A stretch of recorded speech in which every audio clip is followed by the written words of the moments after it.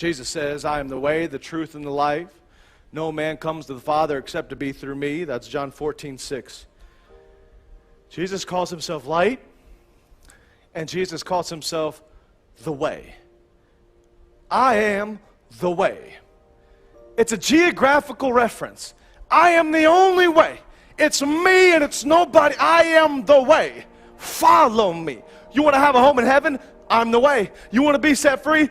I'm the way. You want to live a life of purpose? I'm the way. You want to live greater than everything this world can ever offer you? I'm the way. You want to be blessed? I'm the way. I'm the way. It's only Jesus. It's not a self-help book. You want to help yourself? Follow Jesus. I'm the way. Follow me.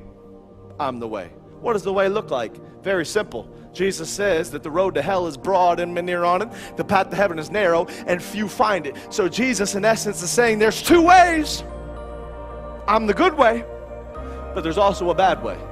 And the road that leads to hell is broad and many are on it. By Jesus' statistics, not mine, the majority of people that you see walking around on the road, in the grocery store, on the television, are headed to hell right now.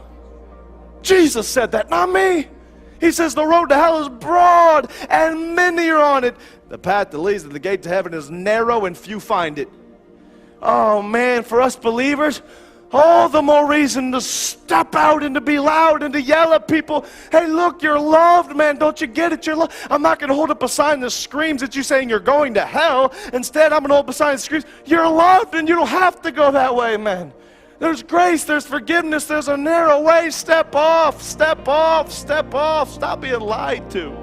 Because the broad road that leads to hell doesn't have a sign that says, hell this way.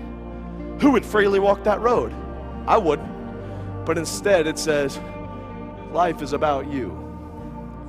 Life is about your lust, your desires, all about you. Live your life how you want it. Whatever religion you want to follow, however you want to, rank your morality and whatever you want to participate in. This is all about you, man. And that appeals to people's flesh because we're selfish by our sinful nature. So it's like, just walk that road.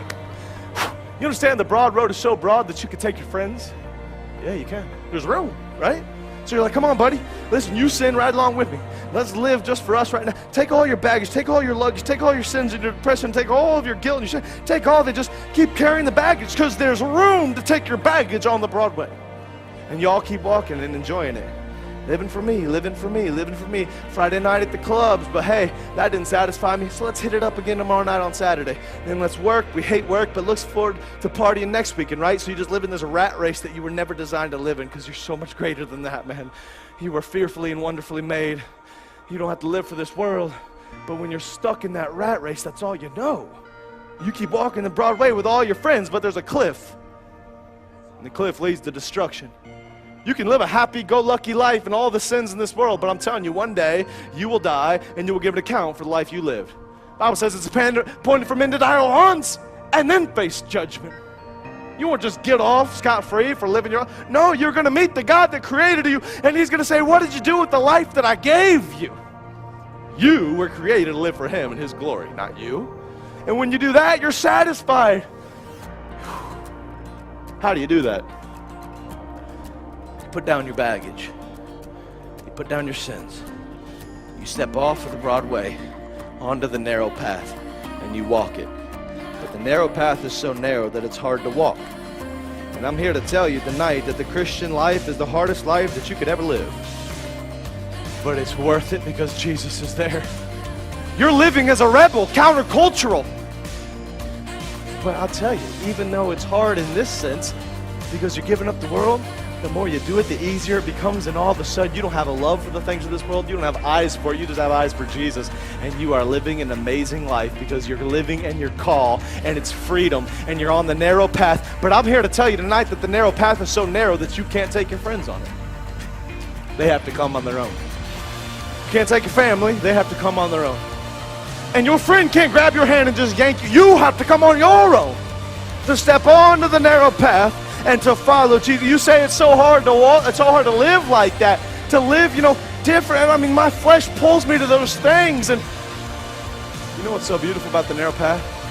You're not walking it alone.